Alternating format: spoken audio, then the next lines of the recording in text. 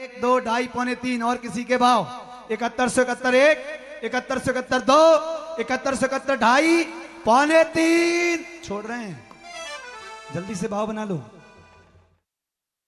सुनना है भैया। छोटे महाराज जी का माइक ठीक कर दो।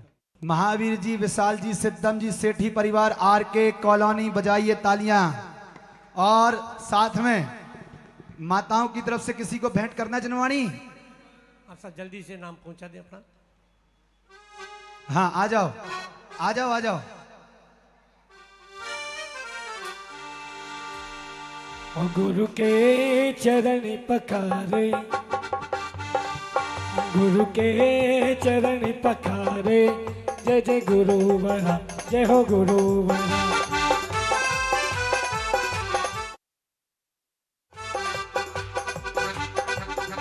और दूसरा नाम तारामती जी काला, तारामती जी काला आइएगा। 2100 रुपए की नोट और राशि के साथ।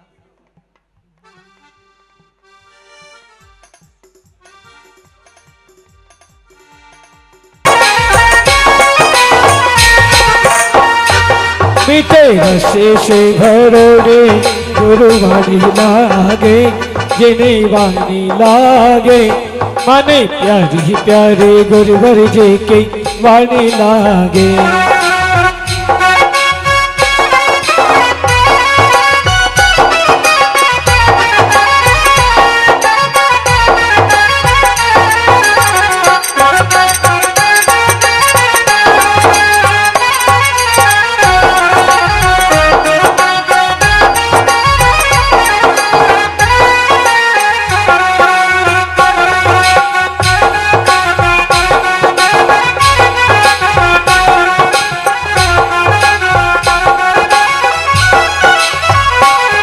अरे मधुर मुरलिया जैसे लागे गुरुवर तेरी बोली, मधुर जैसी लागे गुरुवर तेरी बोली। प्रवचन ऐसे लागे जैसे शक्कर संगन बोली, प्रवचन ऐसे लागे जैसे शक्कर संगन बोली। तेरी वाणी भी तो हो,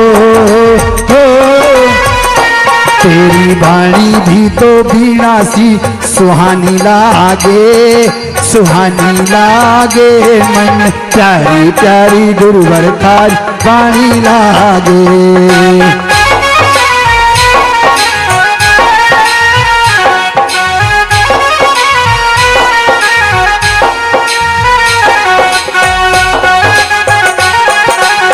बड़ी दूर से चल कर आए हैं गुरुदेव तेरे दर, बड़ी दूर से चल कर आए हैं गुरुदेव फल लेकर।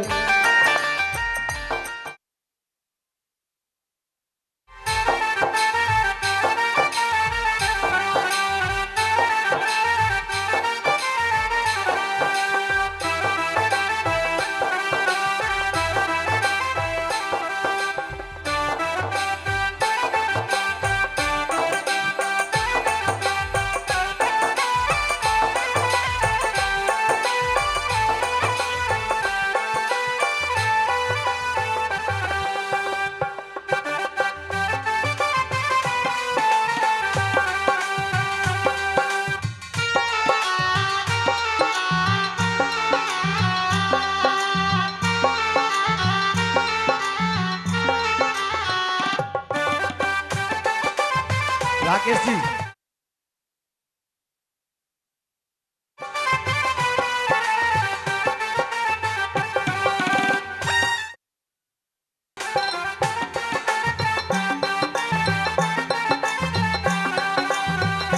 मैं ते मेरे गुरुवर अंदर बैठे देखो नाथ दिगंबर गुरुदेव जी।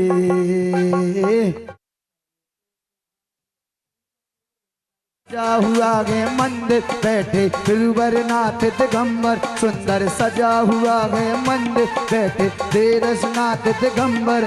श्रीराज जी हम सब उतारे तारी आरती, हम सब उतारे तेरी और जिन लोगों का आज पंचम उपवास है वो लोग आज दीप प्रज्वलन करने का सौभाग्य प्राप्त करें। पंचम उपवास वाले एक बार तो खड़े हो जाओ। आहा क्या बात है। ये अब जितने लोग बैठे हैं बाकी आप लोग इतनी तालियां बजाओ कि थोड़ा थोड़ा हिस्सा आपको इनके उपवास का मिले। मजा नहीं आ रहा। सारे लोग तालियां बजाओ इनके लिए। ये 5 उपवास वाले आपके शिविर की जान हैं, आपके शिविर की साधना है, आपके शिविर का शिखर है। तालियों का घनघोर महोत्सव। भैया जी इनको 1 तारीख के जो एकम के कलश होंगे ना, हाँ। एकम के कलश, हाँ, हाँ। उस दिन सामाजिक स्तर पर इनका सम्मान बिल्कुल किया बिल्कुल। और सूरज तपे तपे रे माटे, दीपक जले जले रहे बातें, हो तुझको तपना होगा मोहे तजना होगा, तुझको तपना मोहे तजना। केवल देखिए केवल उपवास वाले लोग रहेंगे वहां पर, कोई नहीं रहेगा बाकी, केवल उपवास वाले। आइए पंचम उपवास वाले भैया एक साथ आ जाओ महाराज जी के पीछे। और कोई को घाघरी बनाए तब ही तो माटी को गागरी बनाए, गागर में सागर। आ जाओ यहाँ आओ, फोटो ले लो एक साथ महाराज जी के साथ। सागर में सागर सहज ही समा। भैया महाराज जी के साथ फोटो ले लो। माटी का अर्पण समर्पण जब होगा, माटी का अर्पण समर्पण जब होगा, मुक्ति रमा का मिलन तभी थोड़ा चेहरे में स्माइल। तुझको तपना होगा मोहे तजना होगा, तुझको तपना होगा मोहे तजना होगा। गुरुवर प्यारे हमें भी थोड़ा ज्ञान दे दो, ओ गुरुवर प्यारे हमें भी थोड़ा ज्ञान दे दो। और थोड़ा थोड़ा आइए चलते हैं। जल्दी से अपने स्थान पर आ जाइए। आराम से उतरना, धीरे धीरे उतरना, एक दूसरे का सहारा लेकर के उतरना और बिना किसी भूमिका के परम पूज्य गुरुदेव निर्मोह सागर जी की ओर कैमरा लगा दो भैया। और बढ़िया कैमरे वहां पर वही फोटो आना चाहिए। आज का वात्सल्य भोजन हाँ जो सौभाग्य प्राप्त किया है, शिवरात्रि गण पुरुष वर्ग, कर्ण मंगल। शिवरात्रि गण पुरुष वर्ग की तरफ से आज वात्सल्य भोजन है। और जिनको भी वो जो राशि लिखानी है वो सोमेश तक संयोजक है इधर के, सोमेश तक को राशि पूरी लिखा दे अपने स्वेच्छा से जो भी लिखा। एक बार तालियां बजाओ सारे शिवरार्थी पुरुष वर्ग के लिए। स्वामी की जय हो, आचार्य हूँ विराट सागर महाराज की जय हो, आचार्य हूँ श्रवण मुनि अनुपम सागर महाराज की जय हो। बोले परम पूज्य निर्मोह सागर जी महाराज की, समस्त आचार्य संघ मुनि संघ की जय। आज उत्तम सत्य धर्म है। जैसे आपसे पूछा गया सब जितने शिवरार्थी हैं कि कोई शिकारी है और उसने पूछा कि चिड़िया जी जिंदा हैं कि मरी हैं, तो क्या बोलोगे आप लोग? जितने शिवरार्थी सीपी सीएजी भाई क्या बोलोगे आप? ठग परवार हैं क्या बोलेंगे अपन कि कोई शिकारी लिए है चिड़िया, क्या बोलेंगे जिंदा की मरी हैं? तो अपन जब मरी बोलेंगे वहां अपन को पता है कि तो वो जैसे ही मरी बोलेंगे तो वो तो तुरंत तुम लोग ने अभी प्रश्न गलत, जैसे ही वो मरी बोलेंगे तो वो छोड़ देगा, तो वो बच जाएंगी। इसी प्रकार कहीं भी अपन सत्य बोलें तो सोच समझ के भी सत्य बोलें। आज अपने घरों में देखते हैं कोई का विवाद देख लें, कोई देख लें कुछ भी, कोई गलत काम कर रहा हो, अपन ने उसका प्रचार प्रसार कर दिया तो पाप किसको लगेगा? कोई न, जैसे कोई व्यक्ति के काम अपन ने देख लिए, गुरु हैं, कोई भी व्यक्ति है, कोई गलत काम देख लिए, ऐसे समझ लो कि देख लिया मुनिराजों को लोगों ने कि परीक्षा ली के जो सत्यवादी हैं, कितने सत्यवादी हैं। हरिश्चंद्र के जीवन में तो देखो उनकी एक बार जरूर कथा पढ़ना हरिश्चंद्र ने। हरिश्चंद्र से जब उनके गुरु ने चाबी मांगी तो सब दे दिया। तो उनने कहा अरे चाबी भर तो ली, लेकिन जब हरिश्चंद्र जाते हैं तो उनने कहा भाई तुमने चाबी दी है, अब तुम्हें यहाँ का पानी भी नहीं पीने दिया जाएगा, पानी भी नहीं पीने जाएगा। तो हरिश्चंद्र ने अपने एरिया में जब तक बालक को प्यास भी लगी थी तो भी हरिश्चंद्र ने पानी नहीं दिया। कितने कष्ट सहे हरिश्चंद्र जी ने। सत्यवादी नाम था उनका, हरिश्चंद्र के नाम से इतनी विपत्ति आई। समझ लो कि कहते हैं कि हरिश्चंद्र जब जाते थे उनकी पत्नी अलग हो गई और वो अलग हो गए। तो बालक जाते हैं, देखते हैं कि अरे उनके बालक को सर्प ने काट दिया। परीक्षा देखो कितनी तगड़ी तगड़ी, तुम्हारे जीवन में तो कुछ नहीं परीक्षा आती हैं। तुम लोग तो जैसे झूठ कभी बोलना नहीं, न बोलती होगी, अब अपना सत्य धर्म चल रहा। तो जब देखा कि पत्नी फूल लेने गई, बच्चा भी गया, तो वहाँ सर्प ने काट दिया, सर्प ने काट दिया। जब सर्प को काटते हैं तो देखते हैं कि अरे ये तो बालक खत्म हो गया, लेकिन उनके पास एक भी पैसा नहीं था, सब था। अब उनने ऐसे काम किए सत्य बोलने के कारण। सत्य क्या है, देर लगती है लेकिन सत्य की ही जीत होती है।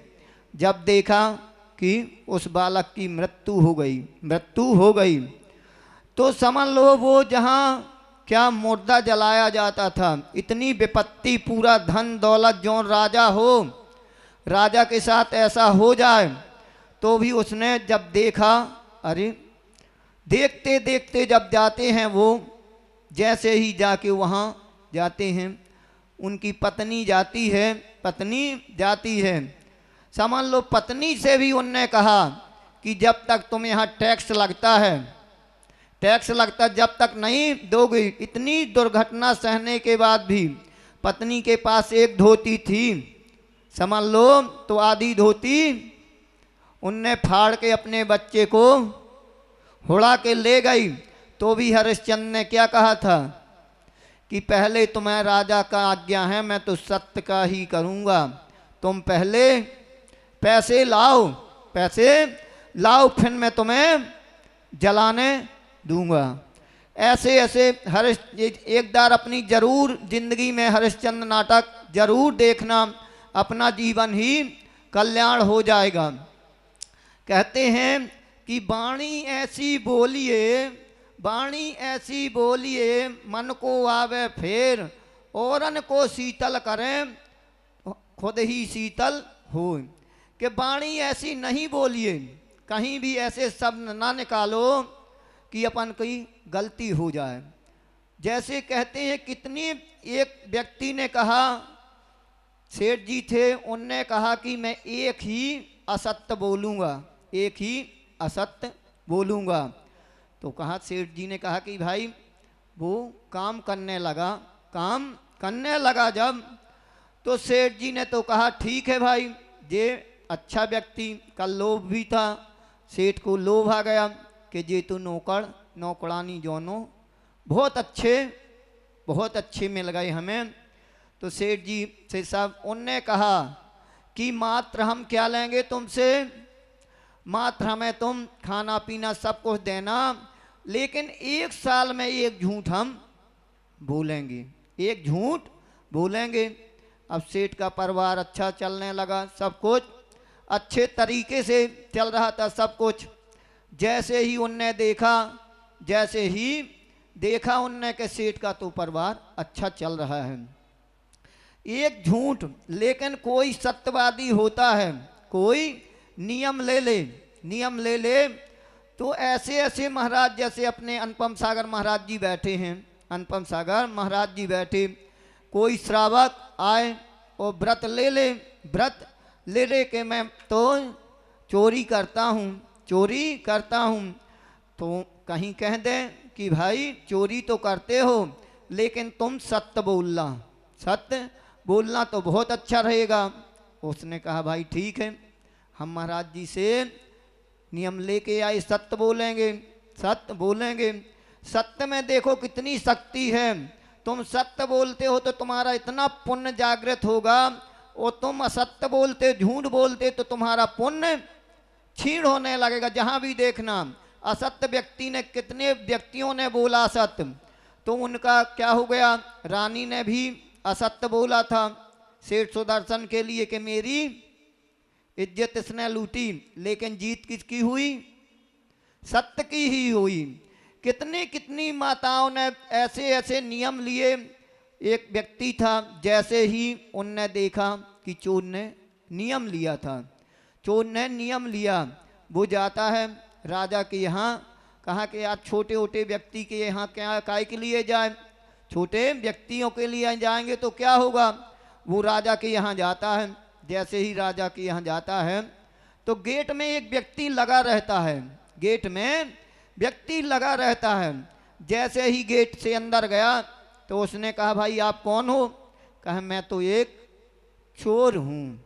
उसने काय का नियम लिया था कि मैं सत्य ही, सीए साहब काय का नियम लिया था, सीपी, कि सत्य ही मैं बोलूँगा। बहुत सीधे साधे हैं अपने, तो इनसे भी जहाँ देखना लक्ष्मी होगा वहाँ सत्यवादी, और जौन क्रोध आएगा उसको कभी भी लक्ष्मी नहीं प्राप्त होगी।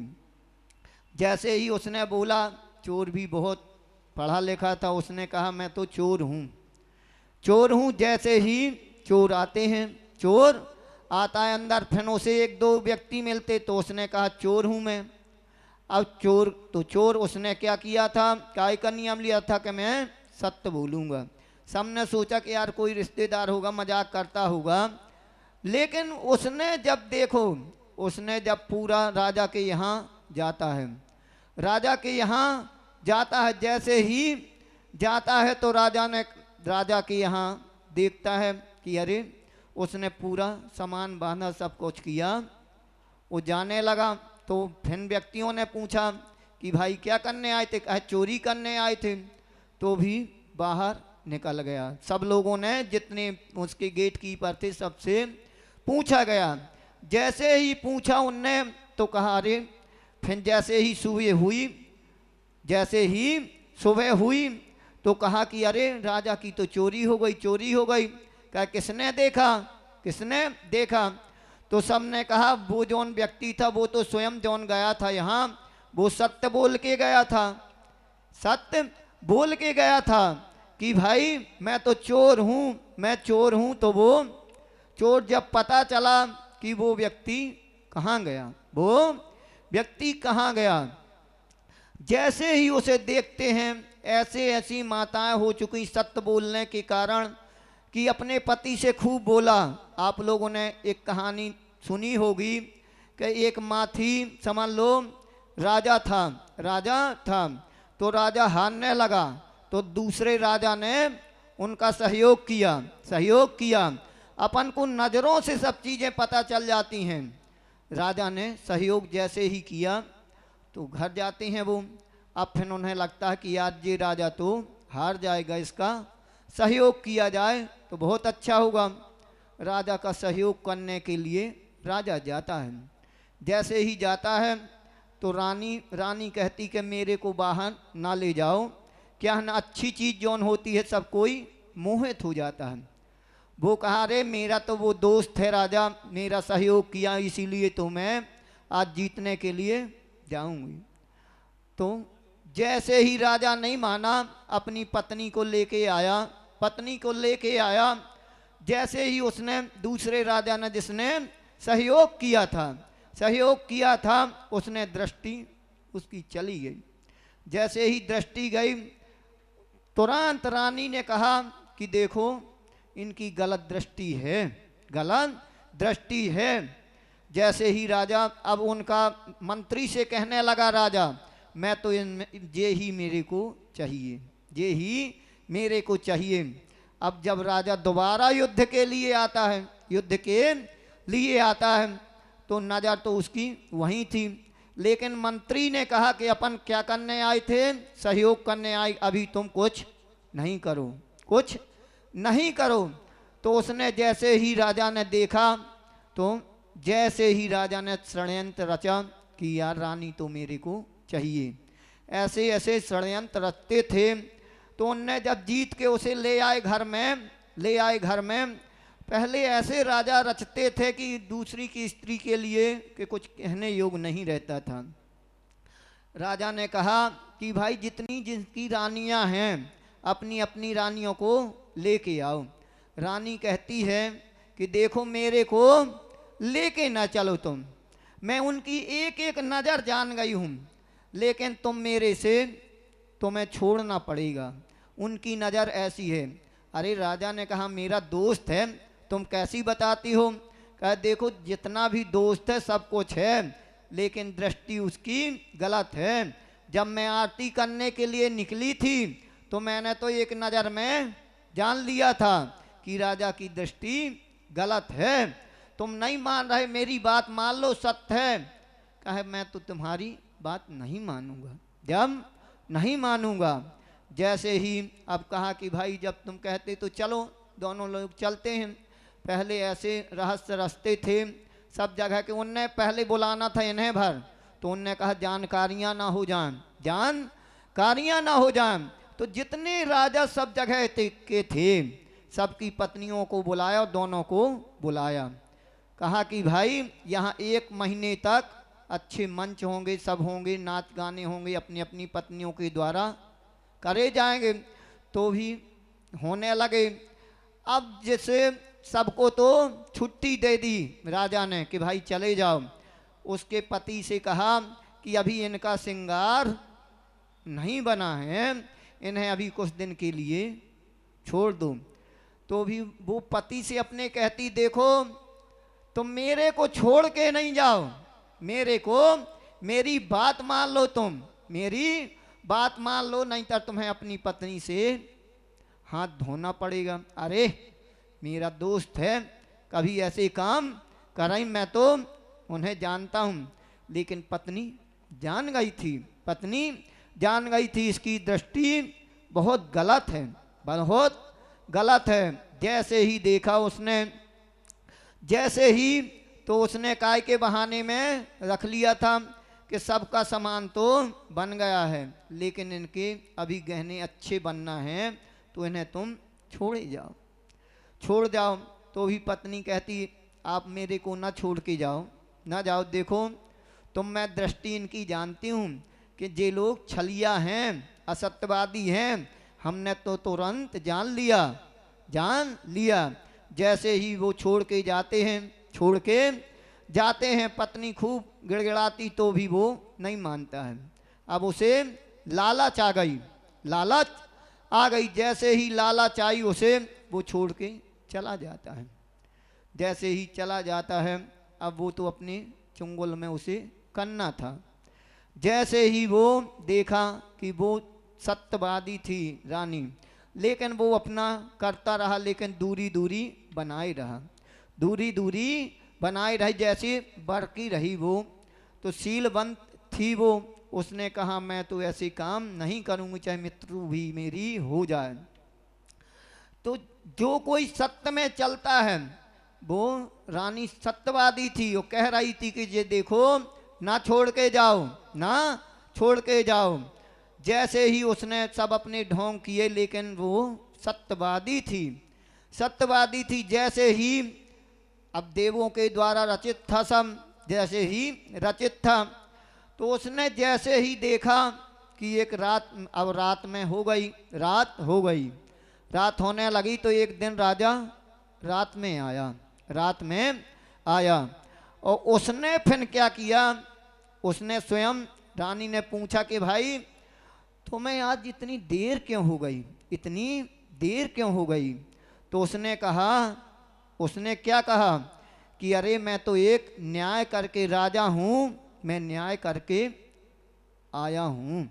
कहे ऐसी न्याय मेरे को तो भी बता दो तो बहुत अच्छा होगा। जैसे सीता के लिए भी राम ने निकाल दिया था कि कुल की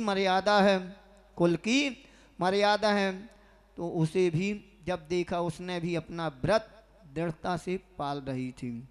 जैसे ही सत्य थी उसमें, जैसे ही पूछा कितनी लेट क्यों तुम क्यों हो गए हो, तो उसने कहा कि एक व्यक्ति ने दूसरी की पत्नी रखने के लिए करा था, तो मैंने उसे न्याय दिलवाई कि ये काम गलत है। उसे वो क्या सजा दी गई, उसे देश निकाला करवाया, काला मोह करवाया और उसे बाहर निकाला गया। तो पत्नी तो अब श्रेष्ठ थी, पढ़ी लिखी थी, सब है, उसके अंदर शक्ति थी, नारी शक्ति है। कहती सोमा अंजना, आज रानी लक्ष्मीबाई थी, उसने देश को आज़ाद करवाया, अपने प्राण भी दे दी, लेकिन झुकी नहीं। जैसे ही उस पत्नी ने कहा कि आप मेरे साथ क्या कर रहे हो, तुमने जे तुम्हारा मित्र इतना तुम्हारा विश्वास मानता है और तुम मेरे साथ क्या कर रहे हो, मेरे साथ तुम क्या कर रहे हो। तो उसने जैसे ही कहा कि आप क्या कर रहे, आपका भी तो इसी प्रकार काला मुंह होना चाहिए, सब होना चाहिए। अरे जैसे ही उसने कहा अरे मैं तो ये गलत कर रहा हूँ, जैसे ही उसने कहा कि मैंने जब दूसरे के लिए न्याय दे रहा हूँ, मैं स्वयं नहीं समझ पा रहा हूँ, जैसे ही रानी ने कहा अरे, उसने जैसे ही ऐसे वचन बोले कि तुम भी तो यही काम कर रहे हो, तुम्हें भी क्या सजा होनी चाहिए। तो उनने कहा कि भाई तुम्हारी भी इसी प्रकार सजा होनी चाहिए जिस प्रकार उस व्यक्ति की सजा हुई। तो राजा जैसे ही देखते हैं, उनकी आज्ञा देखते ही रानी कि मेरा दोस्त हो के मैं कैसा गलत करने वाला हूँ, उसने जैसे ही रानी का संदेश सुना, उसे बैराग उत्पन्न हो गया और जाके बैराग ले लिया। जैसे ही उस चोर को देखते हैं, जैसे ही वो चोर ने क्या किया था, राजा के यहाँ जाके चोरी की थी, लेकिन जब उसे पकड़ा गया तो उसने क्या कहा था कि भाई मैं तो चोर हूँ, मैं तो ऐसे सेठ हो चुके, समझ लो जिसका पुण्य होता सत्यवादी होते हैं, अपने ऐसे सेठ हो चुके कि जिनके घरों में चोर आ गए। चोरों आने के बाद तीन चोर थे तो देखा कि मेरा पुण्य होगा तो कहीं नहीं जाएगा। उनने दो चोरों ने तो एक आग के तीनों ने उठा लिए, एक रह गया। तो उनने महाराज वो आए पंडित जी, उनने ही अपना धन रख दिया। जब वो बताते हैं जाके, जैसे ही बताते हैं अपने यहाँ माँ, लेकिन वो इतने सत्यवादी थे और सरल स्वभावी थे, जैसे राकेश भाई अपने जितने मंदिर की माताएं बैठी सब कोई इतनी सरल होती हैं। तो इतना पैसा होने के बाद जब उनने बताया अपनी माँ से कि माँ अभी ऐसे लोग भी हैं कि जो अपना जितना धन दौलत मेरे से नहीं उठ रही थी, तो उनने भी मेरे सिर में रख दिया। अरे तो उनकी माँ ने कहा, माँ ने इतने सरल थे, उनकी माँ ने कहा बेटा ऐसे आदमी हो चुके, पंडित हो चुके कि अब अपन शिविर से सीख के जाएंगे, कोई को कष्ट होगा वो होगा तो सब अपन मदद करने लगेंगे। यही तो अपना सत्याभूत का पता तुम्हें चल रहा कि कैसे मदद करनी चाहिए। जैसे तुम्हारा पुण्य है तो तुम्हारा कहीं भी पैसा नहीं जाने वाला, वो पाप है तो तुम्हारा सब चला जाएगा। जैसे ही घर में गई, माँ से कहा माँ ऐसे लोग हैं, तो उनने कहा कि मैंने उन्हीं की चोरी की और उन्हीं ने उठा के रख दिया। ऐसे नाम समझ लो आदमी ने चला चुके। हरिश्चंद्र ने कैसा किया, सत्य बोले, उन सेठ ने भी सत्य बोले, तो उनका भी जब माँ ने कहा बेटा ये पैसा अपन को नहीं पच सकता है, तुम तो लौटा के जाओ, तो उनने देखो चोरों को भी दे दिया तो भी वो धन आ गया। जैसे ही देखा अब चोर को ढूंढा गया, सब लोगों ने कि ढूंढो इसको, कहाँ है। जैसे ही उसे ढूंढा गया, उसने कहा कि भाई ये सामान तुम कहाँ से लाए? तो उनने कहा कि मैंने तो आपसे पहले बताया था कि मैं चोर हूँ, मैंने तुमसे सत्य, और मैंने महाराज जी से नियम भी लिया था। पहले भी आचार्य श्री विश्व सागर महाराज जी आए थे, सुधा सागर महाराज जी भी आए थे, तो उनसे तो मैंने नियम लिया था कि मैं कहीं भी झूठ नहीं बोलूँगा। जैसे ही सब सेना पहुंची, पुलिस वाले पहुंचे, सब पहुंचे, तो उससे पूछा गया कि भाई तुम चोरी करके लाए? उसने कहा हाँ, मैंने तो पहले बताया था, मैंने तो राजा से पहले बताया था कि मैंने चोरी की है, मैं चोर हूँ। जैसे ही उसे सब जितने भी सैनिक थे वो सब लेके जाते हैं राजा के पास जाते हैं। जैसे ही उसको खड़ा किया जाता है, राजा साहब पूछते हैं कि भाई कौन हो तुम? उसने कहा मैं तो चोर हूँ। सेठ जी को लगा कि यार ये चोर होने के बाद भी ये क्या बोल रहा, मैं तो चोर हूँ। मैं तो जब चोरी करने भी आया था तो मैंने सबसे बोल के, मैं अंदर तुम्हारे जितने भी जे लगे थे लोग, उनसे भी मैं जब गया था तो मैंने पूछा था कि भाई मैं तो चोर हूँ। तो उनने सबने कहा भाई ठीक है, चले जाओ तुम जब चोर हो। जैसे ही राजा ने देखा, जैसे ही सेठ जी ने देखा कि अरे ये तो कितना सत्यवादी है। अरे राजा प्रसन्न होके कहता कि चोर भी होने के बाद भी एक व्रत लिया और सत्य बोला तो राजा प्रसन्न। कहते राजा प्रसन्नम तो गज भूमि दानम। राजा कहीं प्रसन्न हो जाता है तो आदमी की लाइफ, और बनिया प्रसन्नम तो आज परियोषण है, आय परियोषण है। ओम ब्रीम उत्तम क्षमा मार्दव आर्जव। छू लेना तो इतने में तुम्हारा आशीर्वाद देने। कभी साधु गुस्सा नहीं करते, क्योंकि गुस्सा करेंगे तो उनके व्रत में ही दोष लगेगा। साधुओं की तो गुस्सा कैसी है, 3 प्रकार की होती है। एक तो पत्थर की रेखा, एक बालू की रेखा, और अपन भी जैसे पानी की रेखा साधुओं की रहती है। साधु तो हरदम क्या कहते हैं कि पृथ्वी का, अग्नि का, वायु का, वनस्पति का, जल का, इनसे तब 3 टाइम क्षमा मांगते हैं। तो कोई भी व्यक्ति है, जब इतना हम पृथ्वी का, अग्नि का, जल का, वायु का से भी क्षमा मांग सकते हैं, तो तुम लोग तो सब भगवान आत्मा हो।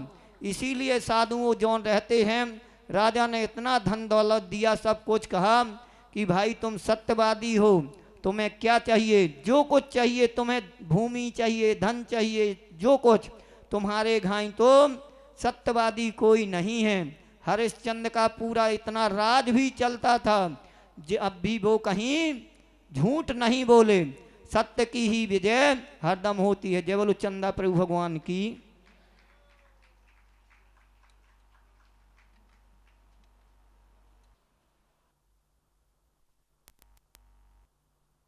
महानुभाव, जैसा कि आप जानते हैं अपने गुरुवर जो है आंसू कवि है। आंसू कवि का मतलब हाथों हाथ कविता बनाते हैं।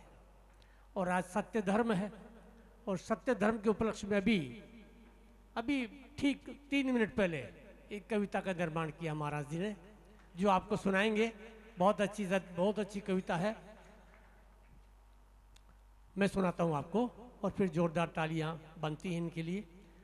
जिंदगी समझने को सत्य को समझना है, जिंदगी समझने को सत्य को समझना है। सत्यता ही जिंदगी की अमर कहानी है। जिंदगी समझने को सत्य को समझना है, सत्यता ही जिंदगी अमर कहानी है। सत्य के अभाव में तो धर्म का ही नाश हुआ, सत्य के अभाव में तो धर्म का ही नाश हुआ। प्रेम दया करुणा में बनी परेशानी है। सत्यता की सत्ता में आओ, सत्यता की सत्ता में या धर्म की सुरक्षा करे, धर्म ही जिंदगी की बनी पहचान है। अंतिम 2 लाइनें और है, फिर बाद में तालियां बजेगी।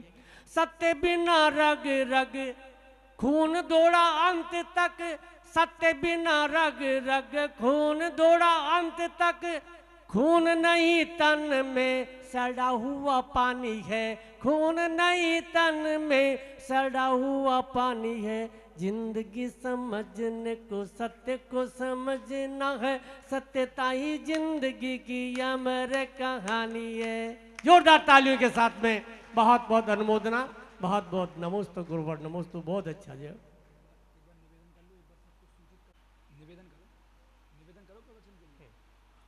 बोलिए परम पूज्य अनुपम सागर जी महाराज की जय। आइए चलते हैं गुरुवर के श्री चरणों में, जिनकी अमृतवाणी हमारे लिए रामबाण औषधि है। अपावनता से पावनता की ओर, प्रदर्शन से सम्यक दर्शन की ओर, अहम से अरहम की ओर, और श्रमण संस्कृति के जगमगाते सितारे परम पूज्य आचार्य गुरुवर विशुद्ध सागर जी महामुनिराज, अध्यात्म सरोवर के राजहंस, जिन शासन के कोहिनूर, ऐसे गुरुवर के परम शिष्यो समशिष्य आज्ञाकारी और धर्म प्रभावक शिष्य परम पूज्य अनुपम सागर जी महामुनिराज, जिनके चरणों में हम सब भक्त समुदाय की तरफ से कोटि कोटि नमन, वंदन, अभिनंदन। नमोस्तु महाराज जी, नमोस्तु महाराज जी, नमोस्तु महाराज जी।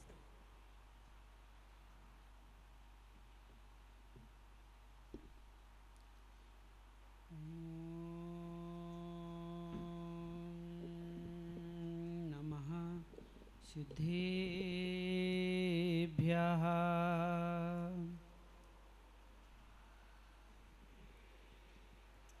ॐ नमः सिद्धेभ्यः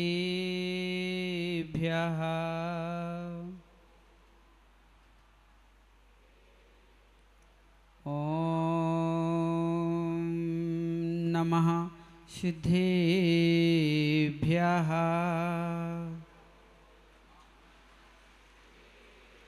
जय मंगल भूदारं विमिलाणं नाणेदंशने मयाणं तिलोशयाराडं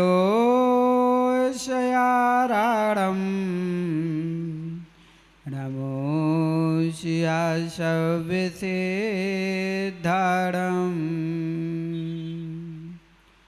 नमो अरिहन्तारं नमो सिद्धारं नमो आयिरियारं नमो विद्यायारं नमो लोय शविशाहुरम्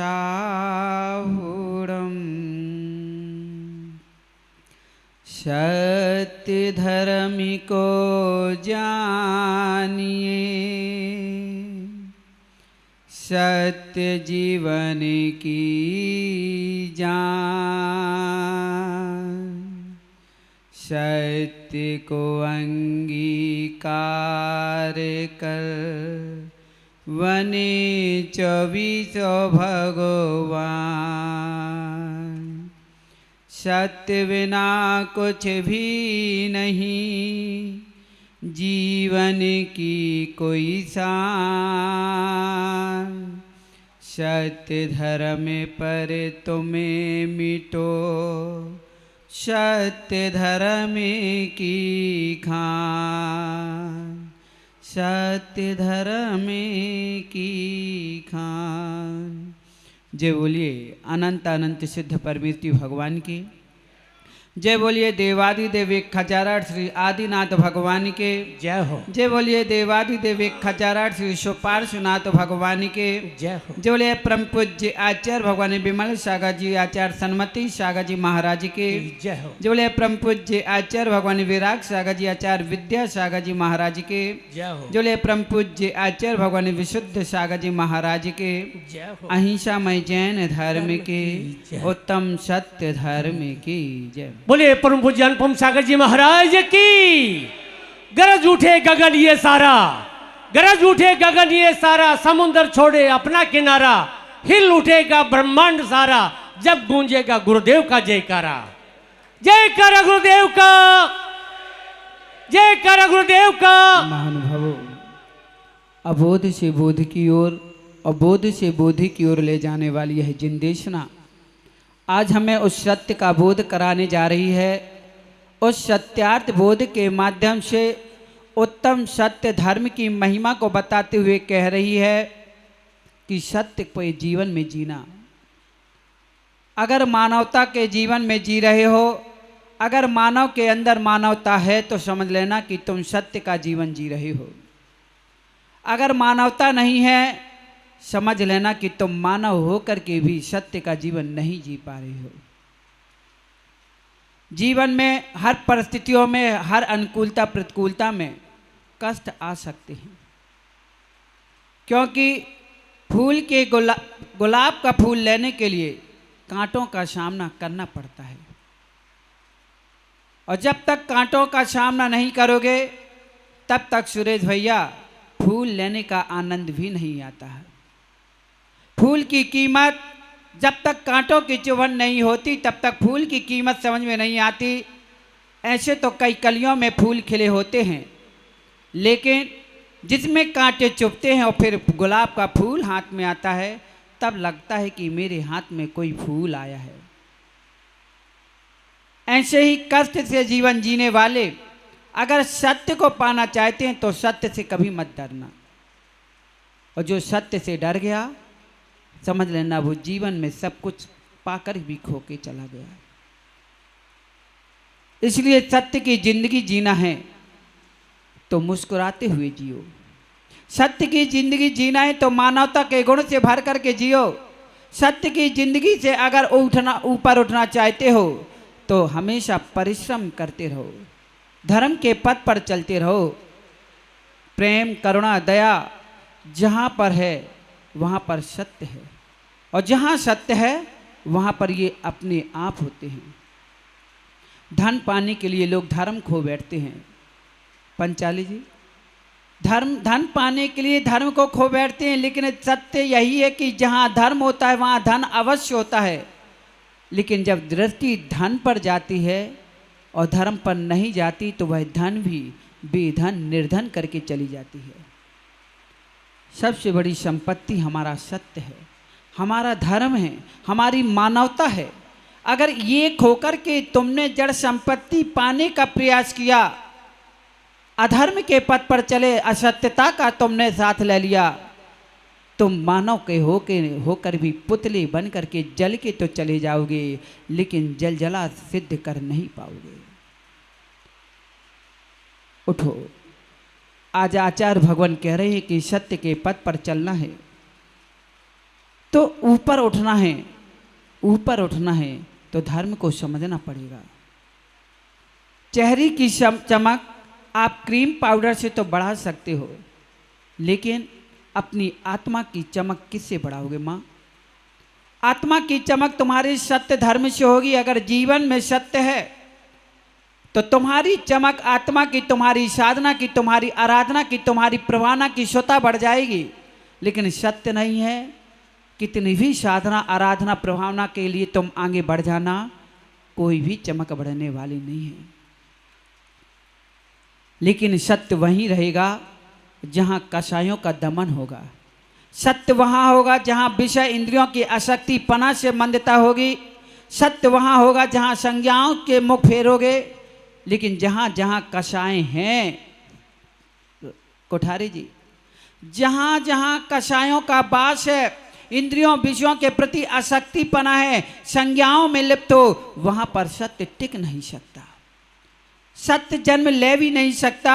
माना कि सत्य वहां है तो वहां टिक नहीं सकता, क्योंकि जहां चार कसाई हैं, चाहे लोभ हो, चाहे मान हो, मायाचारी हो, क्रोध हो, यहां पर सत्य कभी आता ही नहीं है। लेकिन एक बात सत्य ये भी जान लेना माँ, कि सत्यता उसी के सामने रखना जो सत्य स्वीकार करने के लिए तैयार हो, जो सत्य सुनना पसंद नहीं करना चाहता है, जो सत्य को ग्रहण नहीं कर सकता है, उसके सामने सत्य कहोगे तो क्या फायदा। वही कहानी होगी जैसे एक चिड़िया ने बंदर से सत्य ही तो बोला था कि बंदर भाई ये बारिश का मौसम चल रहा है, ये बारिश का मौसम चल रहा है, इस बारिश में भीग करके ठिठुर रहे हो, मानव जैसे हाथ पैर होते हुए भी तुम अपना एक घर भी नहीं बना पाए। बंदर ने बोला ये तुझसे किसने बोला। उसने कहा ये बोलने की क्या बात है, जो देखेगा वही कहेगा कि हाथ पैर मानव जैसे हैं, मानव ने अपनी रक्षा कर ली। एक छोटी सी चिड़िया अपना घोंसला बना करके अपनी रक्षा बरसात से ठंडी से कर सकती है, हे बंदर भाई तू भी अपना कर लेना, क्यों बारिश में ठिठुर रहा है। लेकिन बंदर को सत्य कहाँ सुहाया, उसे कड़वा लगा, बुरा लगा, और बुरा लगा उसने कहा अब मैं मजा चिखाता हूं तुझे, बड़े मुझे शिक्षा देने आई है, मुझे समझाने आई है, तूने एक छोटा सा घोंसला क्या बना लिया तो अपने आप को बड़ी महारानी समझती है। और बंदर ने क्या किया राकेश भैया, उछल कूद करके उस चिड़िया का घोंसला बिथरा दिया, फैला दिया, रायता फैला दिया कि अब बता तू कितनी होशियार है, कितनी समझदार है। अब बताइए कि समझदार कौन है। गलती कर दी चिड़िया ने बंदर से समझदारी दे करके, गलती कर दी उस चिड़िया ने सत्य कह करके। लेकिन राकेश भैया ध्यान रखना, सत्य उसी आदमी के सामने कहना जिसके पास समझदारी हो। ये शिक्षा लेके जाना, कभी जीवन में भूल मत करना। जिसके पास दिमाग हो उसको दिमाग देना, उसको सलाह देना, जिसके पास दिमाग ना उसको कभी भूल की शिक्षा मत देना, वरना वो बंदर की तरह तुम्हारा घर भी बिथरा के चला जाएगा। क्योंकि जीवन में हर कोई शिक्षा देता है, हर किसी से शिक्षा मिलती है, चाहे छोटा हो या बड़ा हो, चाहे गांव का हो चाहे शहर का हो। ये मत सोचना कि शहर के लोग पढ़े लिखे होते हैं तो गांव के कुछ नहीं जानते, और जरूरी नहीं कि गांव में रहने वाला ही सब कुछ अनुभवी हो। इसलिए सभी की बातों को लेके समझ के चलना। समझ है तो समझाने से क्या फायदा, समझ है तो समझाने से क्या फायदा, और जब समझ ही नहीं है तो समझाने से क्या फायदा। समझ उसे ही देनी पड़ती जिसके पास थोड़ा समझ हो, और सत्य को वही स्वीकार करता है जिसके पास समझ होती है। जिसे सत्य स्वीकार वही करता है जिसको संभलने की आदत है। सत्य वही स्वीकार करता है जिसे चलने की आदत है। जिसे ना चलना है ना संभलना है वो सत्य कभी स्वीकार नहीं कर सकता। चिकने घड़े में माँ कितनी भी पानी बूंद की डालना, वो चिकना घड़ा पानी स्वीकार नहीं करता। वो अपने आप को भरना नहीं चाहता है, वो खाली ही रहना चाहता है। वो सोचता है मैं चिकना हो चुका हूँ, खूबसूरत हो चुका हूँ, लेकिन हे मटके कितने भी चिकने सुंदर दिखना, लेकिन जब तक तुम चिकने बन के जल को छोड़ते रहोगे कभी जल से भर नहीं पाओगे। मेघों को दोष मत देना कि तुम बारिश मुझे भर क्यों नहीं रही हो। हे मटके तू इतना चिकना हो क्यों गया कि पानी तुम पे रम नहीं पा रहा है। मत होइए इतने चिकने। लेकिन सत्य कड़वा होता है। क्यों राजकुमार जी, चरायता मीठा होता है कि कड़वा होता है? माँ कड़वा चरायता मीठा होता है कि मीठा होता है कि कड़वा होता है? चरायता कैसा होता है? कड़वा होता है। लेकिन ध्यान रखना, कड़वा समझ करके चिरायते को फेंक मत देना। पंचोली जी, चरायते को कड़वा समझ के घर के बाहर फेंक मत देना। वही चरायता जब तुम्हें रोज बार बार बुखार आ रही है, चढ़ रही है, मलेरिया हुआ, टाइफाइड हुआ, शुगर हो गई, वही चरायता तुम्हारे रोग को दूर करने में सहायक होगी। लेकिन सोचे कि नहीं, मैं शुगर की बीमारी में मरना स्वीकार करूंगा, चरायता पीना स्वीकार नहीं करना चाहता हूं, तो मरो तुम शुगर की बीमारी में, मरो तुम टाइफाइड में, मरो तुम रोग बीमारी में, लेकिन जीवित रहना चाहते हो तो कड़वा तो सहन करना पड़ेगा, चिरायता पीना पड़ेगा। राजकुमार जी, अगर रोग को दूर करना है, अपने अंदर की कमियों को दूर करना है, तो चरायता पीना पड़ेगा। बड़े ही कड़वा है, और कड़वा समझ के तुमने थूकना शुरू कर दिया, बस तुम बीमार में ही मरोगे। न तुम्हें कोई पसंद करेगा और न तुम किसी को पसंद कर पाओगे। चिड़चिड़ा व्यक्ति को कोई पसंद नहीं करता। राकेश भैया, पंचोली जी, चिड़चिड़े व्यक्ति को कोई भी पसंद नहीं करता, और चिड़चिड़ा व्यक्ति किसी को भी पसंद नहीं करता। दो ही तरफ से मरता है, दोनों तरफ से मरना है। तो मत पीना कड़वा सत्य को, क्योंकि सत्य हमेशा कड़वा ही होता है, चुभता है। लेकिन ध्यान रखना, एक बार की चुभन स्वीकार कर लो, अपनी कमियों को दूर कर लो, फिर दुनिया के सामने तुम ही लुभोगे। कमल का फूल कीचड़ में चुभित लगता है कि कहाँ में कीचड़ में जन्म दिया भगवान ने, लेकिन वो उसको सहन कर लेता है, फिर सारी दुनिया दृष्टि कीचड़ में नहीं कमल में रखती है। सत्य की ओर, सत्य को प्रताड़ित तो किया जा सकता है, लेकिन पराजित नहीं किया जा सकता। सत्य को तुम दबाना कितना भी चाहो दबा दो, बल पर, रूप के पर, धन के बल पर, किसी के बल पर भी सत्य को दबाने का स्वीकार करना, लेकिन सत्य दबेगा नहीं भैया। तुम कितना भी मिटाने का प्रयास करना, मिट नहीं सकता। कहते हैं ना, सत्य को छिपाया जा सकता है क्या झूठ के उसूलों से? सत्य को क्या छिपाया जा सकता है झूठ के उसूलों से? क्या कभी खुशबू आ सकती है कागज के फूलों से? नहीं आ सकती।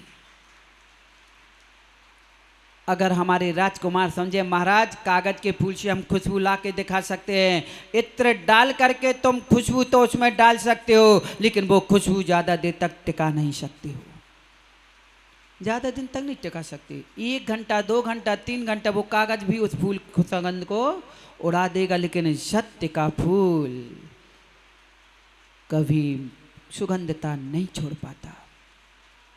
माताओं, फूल की पहचान है क्या आपको? असली फूल की पहचान क्या है बताइए?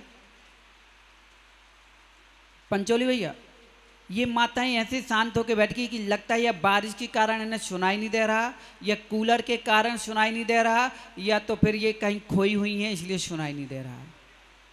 माँ, असली फूल की पहचान क्या है?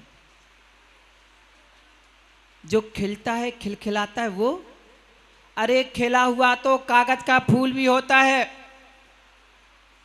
असली फूल की पहचान क्या है, सत्यता की पहचान क्या है? तो उस फूल से पूछ लेना कि सत्य की पहचान तो फूल बता रहा है। जो कभी ना मुरझाए वो असत्य है, जो मुरझाए वो असली फूल है।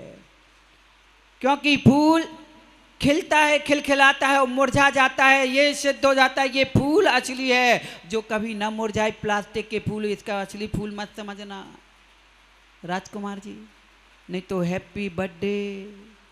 ये जन्म मरण करते रहे, लेकिन जन्म मरण के सत्य को नहीं जान पाए कि जिया कौन है, जीता कौन है। जिसने जीवन ही नहीं समझा, जीना ही नहीं समझा, सत्य को नहीं समझा, उसका क्या हैप्पी बर्थडे? अरे हैप्पी बर्थडे वह जन्मदिन, वह उसी को मुबारक देना जिसने जीवन को समझ लिया है, सत्यता को समझ लिया, सत्य के पथ पर चलना शुरू कर दिया है। और जो आंख बंद करके जी रहा है उसे क्या जन्मदिन की मुबारक देना? कह देना कि मनुष्य पर्याय की सार्थकता वही होती है जब वह जीव जैनेश्वरी दीक्षा को धारण करता है, सत्यता को प्राप्त कर लेता है। जिसने जिन मार्ग को स्वीकार किया है वही सत्य के जीवन में चल रहा प्रारंभ होता है। प्रताड़ना होती है, बहुत कष्ट होता है महाराज। सत्य जितना मैं सत्य के जीवन जीऊं उतना ही कष्ट आता है। हाँ, कष्ट तो आएंगे, लेकिन यह कष्ट तुम्हें सुख दे के जाएगा, कष्ट में रुला के नहीं जाएगा। सीता की जीवन से पूछना, मनोरमा के जीवन से पूछना, अंजना के जीवन से पूछना, जितनी भी सतियां हुई हैं माँ, सत्य के पथ पर चलती रही, धर्म को लेकर के चलती रही, प्रताड़ना तो होती रही लेकिन पराजित होके नहीं गई, विजय होके ही गई है। सत्य को कभी छोड़ मत देना। राकेश भैया, काला जी से अगर पूछा जाए कि काला जी आप विद्वान हैं तो बताइए सत्य क्या है, तो वो कहेंगे सत्य ही सत्य है, सत्य ही सत्य है। राकेश भैया से बोलोगे तो वो उल्टा कहेंगे, वो कहेंगे असत्य असत्य है, सत्य सत्य है। लेकिन हम आपसे ये बात कहना चाहते हैं कि सत्य भी असत्य होता है, असत्य भी सत्य होता है। अब ये बात हमारे राजकुमार जी के गले में नहीं उतरेगी, मुझे मालूम है कि महाराज सत्य को सत्य आज तक हम सुनते आए, असत्य को असत्य सुनना पसंद किया, लेकिन आप कह रहे हो सत्य असत्य होता है और असत्य सत्य होता है। हाँ, सत्य भी असत्य होता है। कब? जब किसी के जीव का घात हो रहा हो, वहां पर तुमने सत्य के पर सत्य कहा, वह सत्य भी तुम्हारा असत्य हो गया। अगर जहां पर किसी के प्राण बच रहे हों और वहां पर तुम्हें झूठ का आलंबन लेना पड़ रहा हो, तो वहां झूठ भी तुम्हारे लिए सत्य का काम करेगा। वहां तुम सोचो कि नहीं, हमने तो सत्य का पालन कर रहे हैं, इस व्यक्ति ने चोरी की है, इसने कलंकित है काम किया है, अब तुम्हारे कारण अगर उसके मौत की फांसी की सजा मिल रही है तो तुम्हारा ये सत्य भी असत्य हो गया। इसलिए सत्य की जगह सत्य पर ध्यान रखना, लेकिन सत्य पर असत्य पर काम मत कर बैठना। ऐसा नहीं कि धन पाने के लिए धर्म खो बैठो। विजय हमेशा सत्य की होगी राजकुमार भैया। नहीं तो राकेश जी या चाहे सौधर्मेंद्र के पास भी चले जाना और सौधर्मेंद्र से जाकर के पूछना, हे सौधर्मेंद्र तू सौधर्मेंद्र बना कैसे है? वो भी कहेगा कि मैंने सत्य का आलंबन लिया था, धर्म का आलंबन लिया था, उस धर्म के प्रभाव से, सत्य के प्रभाव से मुझे सौधर्मेंद्र जैसा पद मिला। और जिसने सत्य का और धर्म का आलंबन नहीं लिया तो उसे भी दुर्गति का आलंबन मिल गया। सत्य का आलंबन लेने वाले श्वान भी देवगति को प्राप्त हो गए। धर्म का आलंबन लेने वाले नाग नागनी भी देवगति को प्राप्त कर गए और सत्य को छोड़ने वाले वसु भी नरक चले गए। पढ़ते हो ना माँ, सत्य के प्रभाव से नाग नागनी कहाँ पहुंच गए और झूठ का आलंबन लेने पर वसु कहाँ चला गया? राजा उसका सिंहासन सहित धस गया, वो नरक चला गया। इसलिए कहा जाता है कि सत्य को मत छोड़िए। सारी दुनिया तुम्हें छोड़ के चली जाए राकेश भैया, चली जाने देना, लेकिन तुम सत्य को मत छोड़ देना। इस दुनिया को पाने की खातिर सत्य का दामन मत छोड़ देना। ये दुनिया तुम्हें कुछ दूर तक ले जाएगी, उस गड्ढे में पटक देगी जहां कोई तुम्हें हाथ से उठाने वाला भी नहीं मिलेगा। भले ही सत्य में कांटे की चुभन हो सकती है, अग्नि की परीक्षा देनी पड़ सकती है, नांग का प्रहार सहन करना पड़ेगा, तुम्हें तलवार की धार पर चलना हो सकता है, लेकिन सत्य ध्यान रखना, सत्य का दामन अगर रहेगा, इतने सब कुछ होने के बाद भी अग्नि तुम्हें कमल की रचना बना करके बैठा देगी, तलवार तुम्हें फूलों का हार पहना देगा, नांग तुम्हारे गले में 9 लखा हार बन के आ जाएगा, शूली भी तुम्हारे लिए फूलों का हार बन जाएगी, लेकिन तुम्हें पराजित करके नहीं जाने देगी। लेकिन कभी धर्म के पीछे धर्म मत खो बैठना राजकुमार भैया। एक बार क्या हुआ कि राकेश जी बड़े दयनीय दशा थी, लेकिन वो धर्म के अवलंबी थे, बड़े सत्यवादी थे। और राकेश जी ने क्या किया, एक दिन घर परिवार चलाने के लिए जंगल गए और जंगल पर जाकर के अपनी कुल्हाड़ी लेकर के सूखी डाल पर खड़े होकर के लकड़ी काट रहे थे। और लकड़ी काटते काटते नीचे क्या थी, तालाब था। इतना गहरा तालाब था कि एक बार व्यक्ति गिर जाए तो उसका बचना मुश्किल था।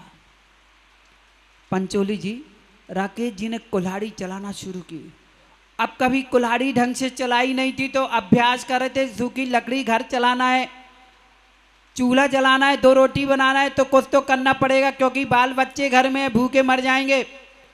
और कुल्हाड़ी लेकर के जैसे डाल काटना प्रारंभ की माँ, काटते काटते थकावट आ गई।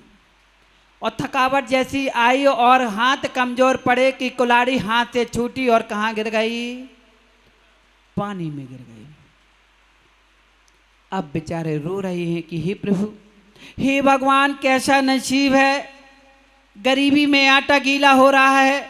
वैसे तो गरीबी मुझे सता रही है, मुझे मार रही है, और आज जैसे एक कुल्हाड़ी से मैं अपनी रोजी रोटी चलाने का काम करने रहा था, लकड़ी काट करके 4 पैसे कमाने का काम कर रहा था, तो आज वो कुल्हाड़ी भी कहाँ गिर गई?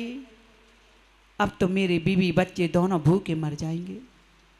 हे प्रभु, या तो मुझे इस तालाब पर डुबा करके मेरे प्राण ले लो, या तो इस तालाब से मेरी कुल्हाड़ी मुझे प्राप्त करा दो। फूट फूट के रोने लगे, हाय मैं कहाँ ढूंढूं, कैसे पाऊं? तैरना भी नहीं आता कि उसमें हम डुबकी लगा करके देख सके। रोते रहे, सिसकते रहे।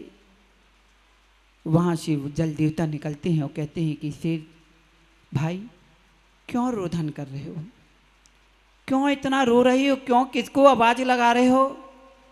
उसने कहा कि भैया आप कौन हैं, आप कहाँ से आए हो?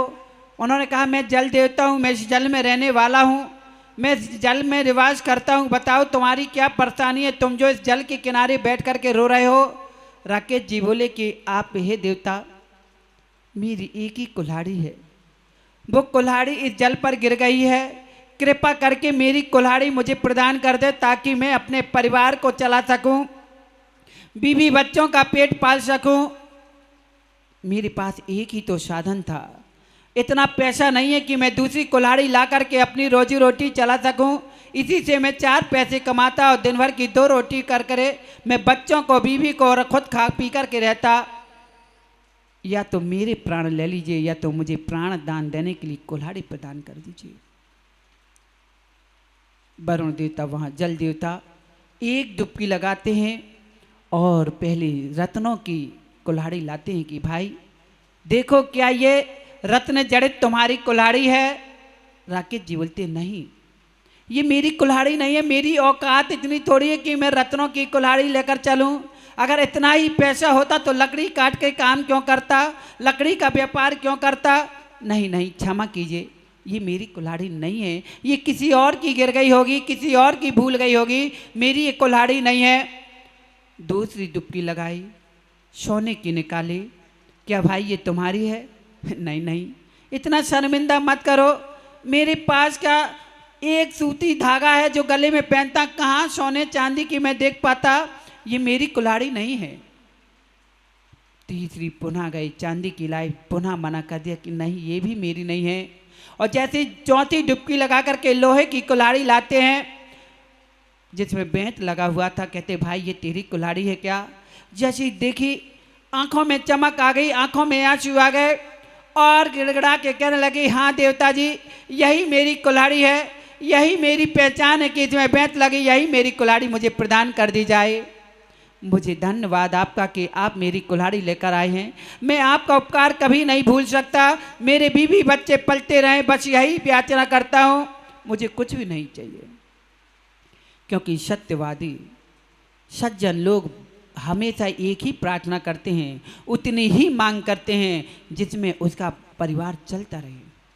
उनकी एक ही भावना रहती कि साईं इतना दीजिए जामे कुटुंब समाए, मैं भी भूखा न रहूं और साधु भूखा न जाए। ये सज्जन लोगों की पहचान है, धर्मात्मा लोगों के लक्षण हैं कि वो ज़्यादा हाय हाय तृष्णा में नहीं दौड़ते, ज़्यादा लोभ नहीं करते, जितना है उतने में ही संतुष्टि रहते हैं। वो कभी सत्य को नहीं छोड़ते, कभी धर्म को नहीं छोड़ते। और जल देवता ने उसकी सत्यता की पहचान करके बड़ी प्रसन्नता पूर्वक राजेश जी को कितनी कुल्हाड़ी दी? 1 नहीं, 2 नहीं, 3 नहीं, 4 कुल्हाड़ी जाकर के दे दी कि लो भाई। राकेश जी कहते नहीं स्वामी, मैं मेहनत मजदूरी करके खाने वाला व्यक्ति हूँ, किसी की अपार संपत्ति को पा करके फूलना नहीं चाहता। आप रखिए अपनी कुल्हाड़ी, मेरी तो मात्र लोहे की कुल्हाड़ी दे दीजिए। मैं अपना व्यापार इसी से करके मेहनत की कमाई खाना चाहता हूँ, किसी की दी हुई राशि से नहीं खाना चाहता। देवता बड़े प्रसन्न हुए कि देखो, एक तो सत्यवादी है और दूसरी इसके अंदर निर्लोभता भी है। उन्होंने कहा, नहीं राजेश जी, राकेश जी, चिंता मत करो, मैं तुम्हारे सत्य से प्रसन्न होकर के तुम्हारी निर्लोभता पना को देखते हुए मैं अपनी तरफ से तुम्हें पुरस्कार देता हूं। उन्होंने कहा, नहीं इतना शर्मिंदा मत करिए, आप तो बस इतना आशीर्वाद दीजिए कि मैं अपनी मेहनत से ये सारी कुल्हाड़ियों की उपलब्धि कर सकूं। उन्होंने कहा, नहीं, तुम्हारी ये मेहनत का फल है, तुम्हारी सत्यता का प्रभाव है, तुम्हारे धर्म का प्रभाव है कि तुमने ये सत्यता से सिद्ध कर दिया कि तुम सज्जन पुरुष हो, तुम्हारे अंदर धर्म है, जहाँ धर्म होता है वहाँ धन अपने आप आता है। और उन्हें चारों कुल्हाड़ी प्रदान कर दी।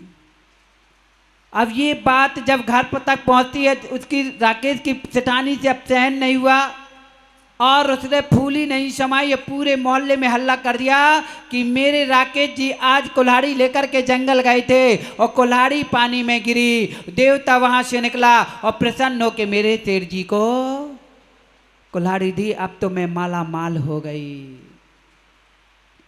ये बात किसने सुननी मालूम? ये बात चर्चा फैलती फैलती राजकुमार के कान में पड़ गई और उनकी सेठानी के कान में पड़ गई। सेठानी कहती है राजकुमार जी से, सुनो जी। बोले, क्या है जी?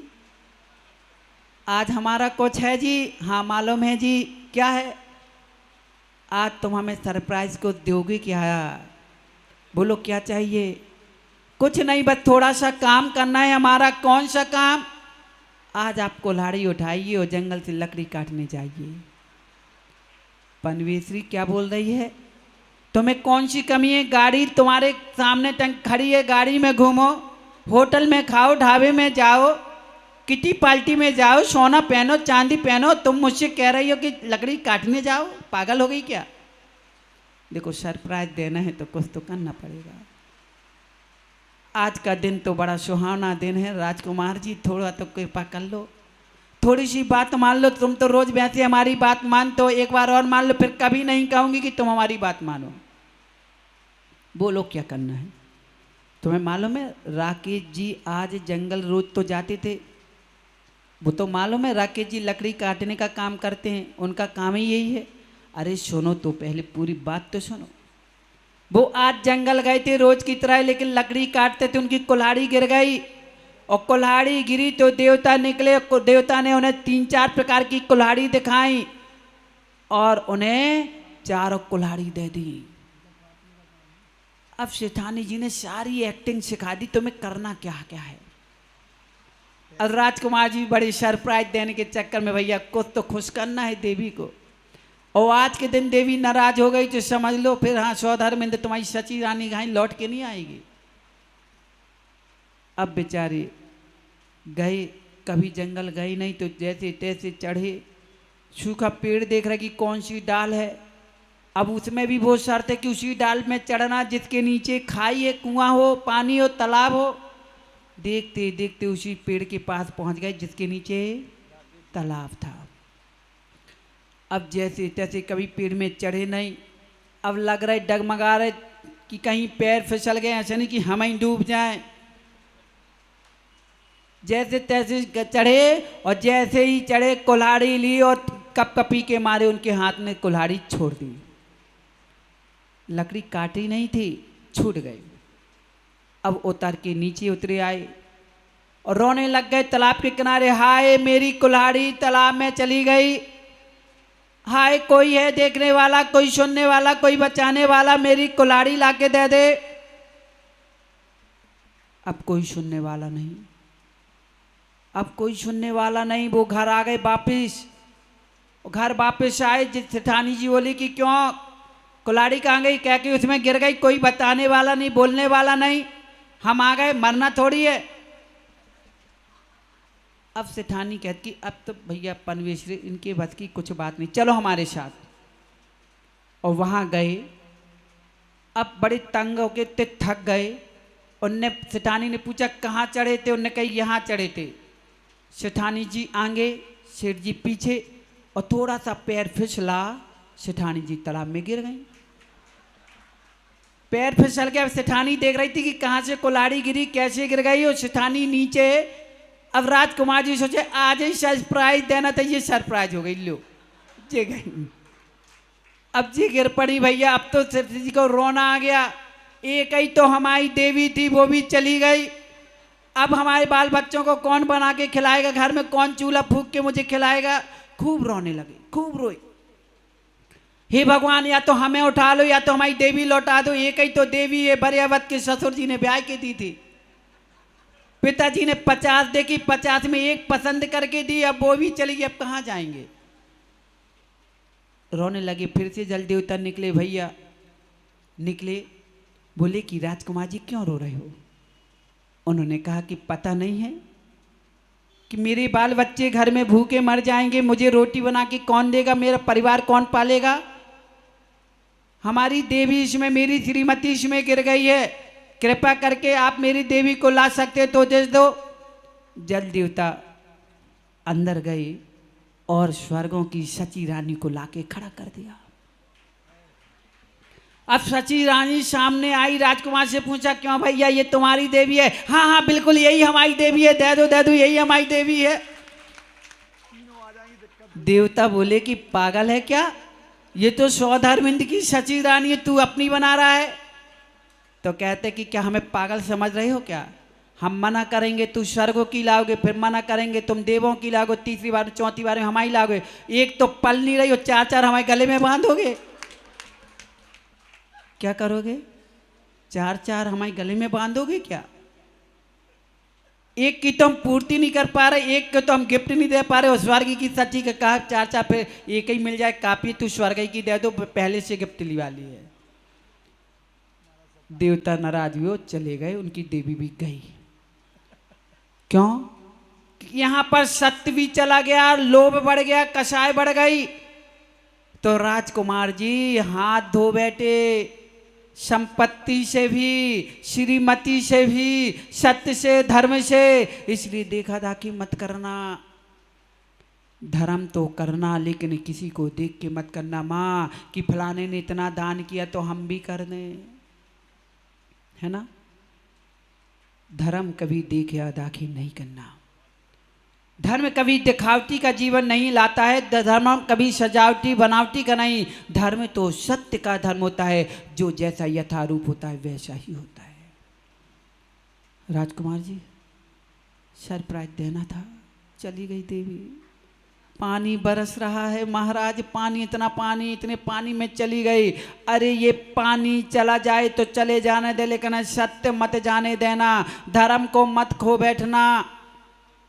सत्य तो सत्य होता है, असत्य असत्य होता है, लेकिन सत्य भी असत्य होता है, असत्य भी सत्य होता है।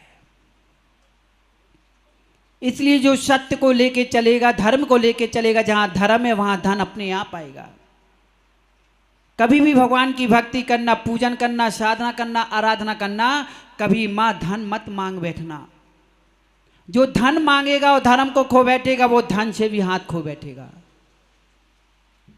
क्योंकि एक बार क्या हुआ कि हमारे पंचोली जी अपनी पत्नी को लेकर के कहीं जा रहे थे, और जाते जाते उन्हें राकेश जी, सुरेश जी, पवन जी और राहुल जी, ऐसे 4-5 लोग और दोस्त मिल गए। उन्होंने कहा कहाँ जा रहे हो। उनने कहा जा रहे हैं भैया कहीं धन कमाने मिल जाए, कहीं कैसा भी हो। और एक जाकर के रात्रि में 5 लोगों ने विश्राम कर लिया। विश्राम किया, वहाँ के मंदिर के देवता थे, उन देवताओं ने 5 से देखा कि ये 5 व्यक्ति कहाँ से आए हैं, किस लिए आए हैं। उन्होंने कहा कि भाई तो आप लोग कहाँ से आए हो। उन्होंने कहा हम भीलवाड़ा से आए हैं। यहाँ क्यों आए हो। मैं धन कमाने के लिए परदेश निकला हूँ, क्योंकि मेरे घर में अभी कुछ नहीं बचा है। उसने कहा कोई बात नहीं, अभी मैं पूछता हूँ कि तुम्हारे घर में धन क्यों नहीं रोका है। और उन्होंने जाकर के अपना ध्यान लगा के बताया कि भाई अब हम तुम्हें तुम्हारा धन लौटा सकते हैं, लेकिन एक बात बताओ कि तुम लोगों को चाहिए क्या क्या है? तुम्हें चाहिए क्या क्या है? सुरेश जी ने बड़ी लंबी चौड़ी लिस्ट बता दी कि इतनी गाड़ी, इतने बंगले, इतने हीरे के हार, इतने सोना चांदी सब। पंचोली जी कम नहीं, उनने नकल देख ली कि सुरेश जी के एक पेज तो उनने 2 पेज बना लिए। राकेश जी बोले तुमने 2 पेज तो हम 4 पेज बनाए दे रहे, क्योंकि इकट्ठा पता 4 पीढ़ी तक चलती रहेगी। और रोहित भैया ऐसे करके 4-5 लोगों ने तो लंबी लंबी लिस्ट बना दी। अब पंचोली जी की जो धर्म पत्नी थी साथ में थी, उनसे पूछा गया कि बहन तुझे क्या चाहिए, बताइए कि तुम्हारे घर में क्या होना चाहिए, बताओ अभी तुम्हारी पूर्ति करते हैं। उन्होंने कहा कि स्वामी अगर कुछ देना चाहे तो बस इतनी कृपा करो कि मेरे घर से सत्य कभी ना जाए, मेरे घर से सत्य कभी ना जाए, धर्म कभी ना जाए। बस भले ही हमारी घर की संपत्ति चली जाए तो चली जाए, लेकिन मेरे घर का धर्म, मेरे घर का सत्य ना जाए। देवता बोला कि बस बहन जाओ, तुम्हारे घर में कभी धन की कमी नहीं आएगी, क्योंकि जहां धर्म होता है वहां धन अपने आप आता है। इसलिए भीलवाड़ा वालों, शिवरात्रियों ध्यान से सुनना, सत्य को कभी मत छोड़ देना। धन कितना भी तुम्हें लोभान दे, लेकिन धर्म के पीछे मत दौड़ना, धर्म को लेके चलना, धन तुम्हारे पीछे पीछे आएगी।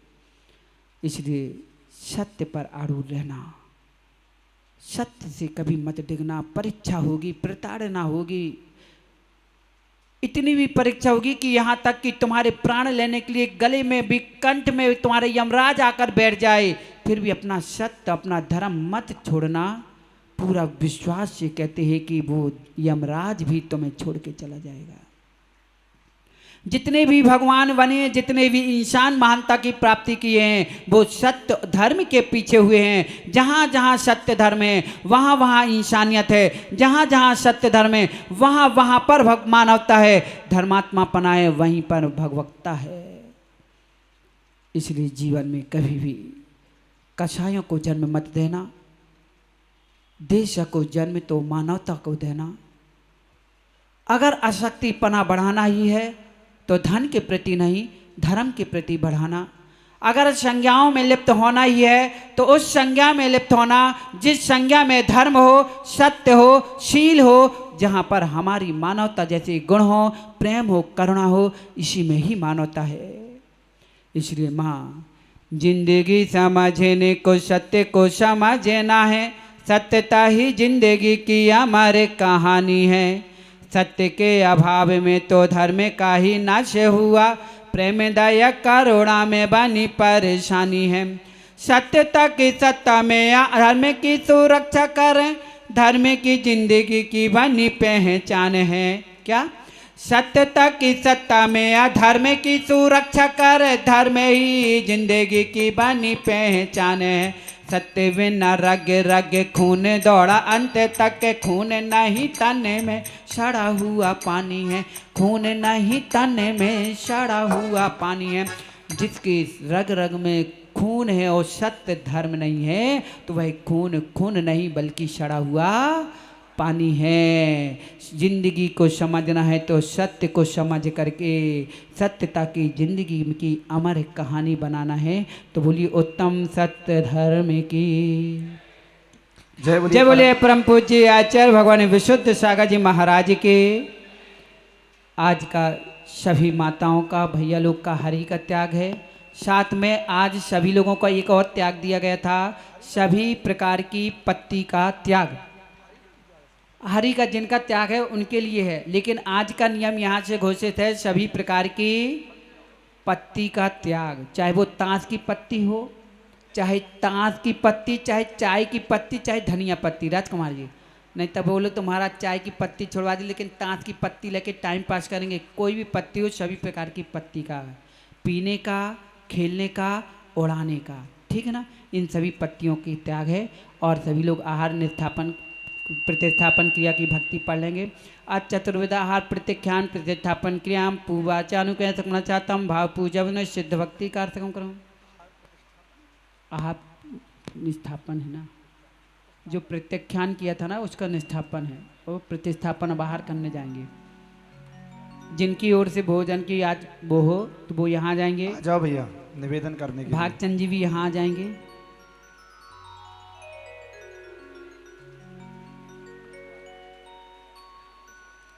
आ जाइए, जिनकी तरफ से भी आज का भोजन है।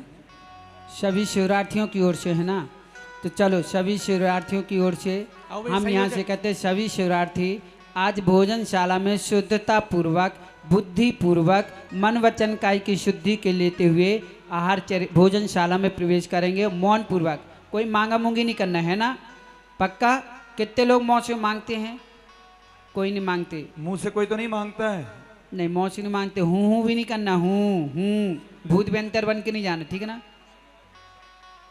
हाँ, ठीक है ना?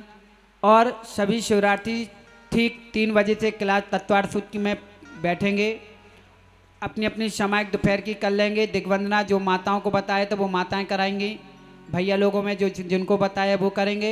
3 बजे की क्लास के बाद शाम को भोजन पानी के लेने के बाद प्रतिक्रमण में सभी को आना अनिवार्य है। और आरती के पश्चात ठीक पंडित जी कोशिश ये करना कि कल शिवरात्रि बहुत रात तक घर पहुँचे हैं, इसलिए समय पे अगर शिवरात्रि पहुँचे हैं माताओं, जो भी कार्यक्रम है जिनको रंगमंच करना हो कराओ, हम आपको भी नहीं रोकेंगे। आप 10 बजे बैठो चाहे 12 बजे तक बैठो, कोई मना नहीं, लेकिन आपकी व्यवस्था बिगड़ रही, क्योंकि रात को ज़्यादा बैठोगे लेट सवेरे आओगे, और जितने लेट तक यहाँ कार्यक्रम चलवाओगे तो पंडाल की जल्दी सफाई नहीं होगी, क्योंकि कर्मचारी बेचारे थक जाते हैं वो भी सवेरे से, ठीक है ना? तो कोशिश ये करो कि कम समय में जितना ज़्यादा आनंद ले सको। फूल भलाई छोटा सा होता है लेकिन खुशबू बहुत ज़्यादा फैलाता है। ऐसे ही काम करो, छोटे रूम में बड़ा कार्यक्रम करो, कार्यक्रम के लिए मना नहीं है। 10 बजे या 12 बजे तक चलने दो, हमें कोई प्रयोजन नहीं, लेकिन शिवरार्थी लोग समय पे आ सकें, उनकी यहाँ व्यवस्था व्यवस्थित हो सके, इसलिए समय पे सारे काम करो, ठीक है ना? और आज जिनकी ओर से सांस्कृतिक कार्यक्रम हो वो भी यहाँ पर आनंद पूर्वक करेंगे, ठीक है ना? सम्मत्यणान दंशन वीरे स्वतम अवगेड़म्मा गुरुलक बाबा राऊ भला कहिए लेने पर उपकार सो। हर दीन पर उपकार सो प्रभु, दीन पर उपकार सो। ओम ब्रीम उत्तम माक्यं चंद्रमंगाय नमः यार गंधर्वामदे सील बाड़ नौरा ब्रह्म भाव अंतरे धरो, करी दोनों अभिलाष, करऊं सफल नर भव सदा। उत्तम ब्रह्मचर्य मन आनो, माता बहिन सुता पहचानो, शैवान वर्षा बहु शोरे, टिके न नयन बान लखी कोरू। पूरे दिया के असूचि तन में, काम रोगी रति करे, बहुमृतक सणहि मसान माही, कागजों चोचे भरे। संसार में विषि बेली नारी, संसार में विष बेल नारी, तज गए जोगीश्वरा, दानति धर्म 10 पेड़ी चढ़ के, शिव महल में पगी धरा। शिव महल में पग धरा, शिव महल में पग धरा, बोलो शिव महल में पग धरा, शिव महल में पग धरा। शांति परम हितिका दो सदा मन वांछित फल पा, गाँवों कारती आरती हम पर हो सहाय। उत्तम क्षमा जहाँ मन होई, अंतर बाहर शत्रु न कोई, उत्तमी मारितवि विनय प्रकाशे, नाना वेद ज्ञान सभी भाषे। उत्तम मार्दव गुण मन माना, मौन करन को कौन ठिकाना। उत्तमेश हरे उत्तम आर्जव कपट मिटावे, दुर्गति त्याग सुगति उपजावे। उत्तम त्याग उत्तम शक्ति वचन मुखी बोले, सो प्राणी संसार न डोले। ओ उत्तम सोच लोभ परिहारी, संतोषी गुण रतन भंडारी। उत्तम संयम पाले ज्ञाता, नर भविष्य सफल करे देशाता। उत्तम तप निर्वांछित फाले, जो नर कर्म शत्रु को टाले। उत्तम त्याग करे जो कोई, भोग भूमि सुर शिव सुखी होई। उत्तम आकिंचन व्रत धारे, कर्म समाधि दशा विस्तारे। उत्तम ब्रह्मचर्य मन लावे, नर सुर सहित मुक्ति फल पावे। हरे नर सुर सहित मुक्ति फल पावे, नर सुर सहित मुक्ति फल पावे। करे कर्म की निर्जरा, जो पींजरा विनाश। हाजरी अमर पद कौन है, ज्ञानति सुख की रास। तालियां बजाओ, आया पर्यूषण है, आया दश लक्षण है। तालियां बजाओ, आज पर्यूषण है, आया पर्यूषण है। ओम ब्रीम उत्तम क्षमा मार्दव आर्जव